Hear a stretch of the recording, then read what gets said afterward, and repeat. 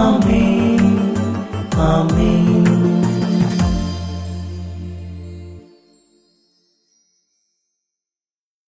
യേശുവിൻ്റെ ഏറ്റവും പ്രിയപ്പെട്ട കുഞ്ഞെ, ഒരു ചെറിയ വാക്യവുമായി ഇന്ന് ആമേൻ സന്ദേശം നിന്നെ തേടി വരികയാണ്.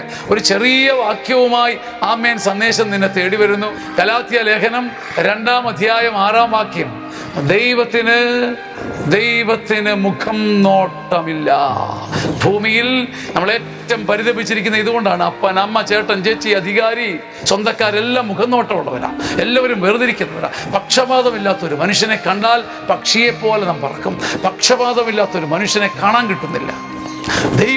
നിന്റെ ദൈവത്തിന് മന്നവനെന്നോ അടിയാനെന്നോ മദ്യപാനിയെന്നോ അടിമയെന്നോ ഉടമയെന്നോ വ്യത്യാസമില്ല.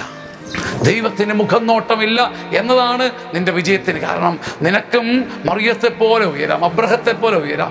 ദൈവത്തിന് മുഖം നോട്ടമില്ല.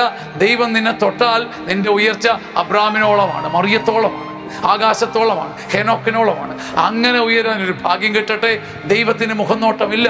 ദൈവം മനുഷ്യനല്ല മുഖം നോക്കാൻ. സന്തോഷത്തോടെ ആയിരിക്കുവിൻ. ആമേൻ. ആമേൻ.